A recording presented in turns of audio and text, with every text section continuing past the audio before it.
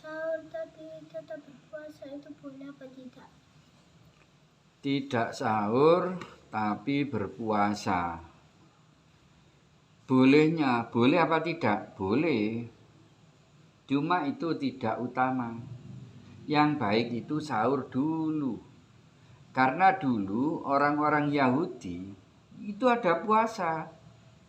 Yahudi itu juga ada puasa. Yahudi itu siapa? Yahudi itu anak turune Nabi Yakub. Ada salah satu anak Nabi Yakub namanya Yahuda. Itu yang menjadi cikal bakal Yahudi. Padahal yang namanya Yahuda, anak Nabi Yakub itu menjadi nabi. Tapi karena kebiasaan orang-orang dulu, orang zaman gak ngerti tulis ya, orang goblok ya dulu ya. Ya seorang apa ya? Wong alasan nabian itu. Ya sebenarnya nggak dialas sih uripe di padang pasir kan. Cuman artinya seperti orang hutan begitu loh. Wong sing gak rolor gitu.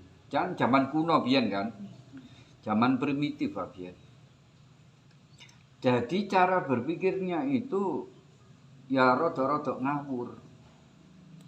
Akhirnya karena si Yahuda iki wonge api, loman, terus dipertuhan. Padahal dia itu nabi. Jadi selain Nabi Yusuf, putrane Nabi Yakub itu ada namanya Yahuda, itu menjadi nabi. Dari ibu yang berbeda. Nabi Yusuf dengan Bunyamin itu jadi satu. Satu ibu, satu bapak. Tapi dengan Yahuda itu beda bapak, beda ibu. Satu bapak Nabi Yakub itu. Nah, tapi ada yang dari ibu lain itu yang namanya Yahuda menjadi nabi juga. Tapi oleh orang Yahudi akhirnya dipertuhan. Nah, ini masalahnya di situ. Nah, kita sebagai orang Islam hanya mempertuhan siapa? Allah. Kita tidak boleh taat kecuali kepada Allah. Jadi, nah sekarang masalahnya orang-orang Yahudi dulu itu kalau berpuasa ada puasa orang Yahudi itu tapi tidak pakai sahur.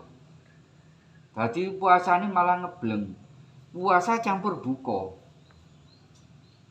Jadi lek misalnya puasa mulai jam maghrib ngono ya. Buka kan jam maghrib ya. Terus dur sampai sampai maghrib itu baru makan lagi. Buka sekaligus sahur. Nah, itu kan menyiksa. Sedangkan Islam itu puasa wajar. Jadi orang Islam itu sudah diketahui oleh Allah bahwa kemampuannya sekitar 12 atau 13 jam untuk tidak makan, tidak minum. Nah itu aja wis lemes ya, jam-jam sore ini wis lemes. Nah Allah itu yuridullahu bikumul yusra wala yuridu bikumul usra. Allah itu menghendaki kemudahan bagi kamu dan tidak menghendaki kesulitan bagi kamu. Makanya Allah meringankan cara makan yang benar terhadap kemampuan manusia. Akhirnya diperingan pakai buka dulu. Makanya kata Nabi, bukone dipercepat, sahurnya dilambatkan. Apalagi bungok-bungok sahur. Ngono iku kira-kira kalau menurut hadis jarak antara waktu sahur ke subuh itu kalau membaca Quran dengan tartil itu kalem-kalem itu 50 ayat. Sekira 50 ayat. 50 ayat di dalam Al-Baqarah bisa jadi 4 lembar. Hampir setengah juz.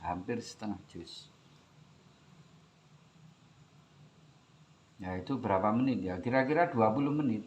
Jadi sahur yang disunahkan oleh Rasulullah mengakhirkan sahur sudah mulai mepet dengan apa? Subuh.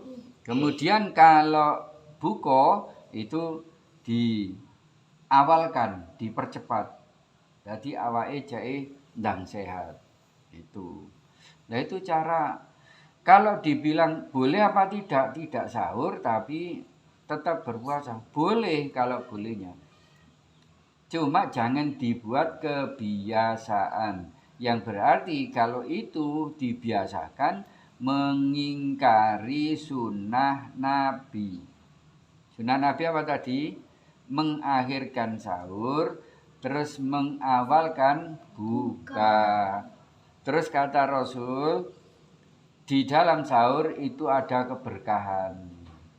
Barang siapa yang sahur makan sahur atas nama Allah, maka akan diberkahi oleh Allah. Artinya diberkahi di sini bisa makanannya itu mengandung berkah, maka membuat badan ini tetap sehat, nggak terlalu terasa lapar, dan hati makanan yang dimakan menjadi darah dan daging, kemudian masuk ke dalam hati darahnya, itu menjadikan hati ini bersemangat untuk melakukan ibadah. Itu keberkahan. Ya. Jadi jangan biasakan tidak makan sahur. Hukumnya merokok ketika berpuasa. Loh, jelas ngempet sembarang. Bukan hanya makan, minum, berhubungan suami istri, tapi termasuk rokok. Artinya rokok itu kan memasukkan sesuatu ke dalam yang melalui ini tenggorokan. Rokoklah lewat gini. Nah, ya sudah, berarti batal. Berarti kalau ada orang merokok ketika di siang hari, berarti dia nggak puasa. Kok ngakune puasa, ya berarti dia batal puasa. Ngono ae. Wong ngempet dari makan, minum dan berhubungan suami istri. Apa maksudnya berhubungan suami istri? Ya berhubungan gawe adik di kamar ngono. Duduk suami istri bergaul di dalam rumah tangga, omong-omongan, terus suaminya apa, sing wedok tandang gawe, sing lanang juga tandang gawe. Bukan seperti itu, tapi berhubungan seks maksudnya. Itu yang tidak boleh. Terus termasuk memasukkan apapun itu ke dalam mulut melewati tenggorokan. Ya, jadi kalau ada orang mengaku mengaku puasa tapi rokan, berarti puasanya batal. Apa kalau yang jadi beragama Islam bisa masuk surga? Ya tidak bisa lah. Orang yang di kuburan saja, itu pertanyaan pertama iman. Apa pertanyaan iman? Kata malaikat mungkar, nakir, apa yang ditanyakan? Man Robbuka, siapa Tuhanmu? Terus lagi, waman nabiyuka, yang pertanyaan kedua. Niki, nggih, matur nuwun. Nggih, matur nuwun, monggo. Waman nabiyuka, waman imamuka, waman kiblatuka. Ngono. Pertanyaan iman dulu lah. Orang enggak kan masuk beriman. Orang kafir, orang agamanya lain kan tidak beriman. Wong salah menjawab ketika ditanya oleh malaikat mungkar nakir, digepui. Salah menjawab saja. Apalagi tidak beriman. Kenapa orang-orang yang ketika ditanya malaikat mungkar nakir itu budek, Siapa orang yang budek? Yang pertama tidak mendengarkan azan. Yang kedua laki-laki yang tidak mendengarkan khutbah Jumat. Jadi lek ana wong khutbah ngomong dhewe. Nah itu atau wiritan, enggak boleh. Wiritan kan baik. Tapi ketika ada khutbah Jumat, ya, peten dhewe. Ketika ada khutbah Jumat, walaupun wiritan, walaupun membaca Quran, wiritan hukumnya apa? Sunnah. Membaca Quran hukumnya apa? Sunnah. Sedangkan mendengarkan khutbah hukumnya wajib. Apa pertanyaan? Apakah orang yang tidak Oh iya, orang-orang yang tidak beragama Islam masuk surga, ya jelas tidak lah.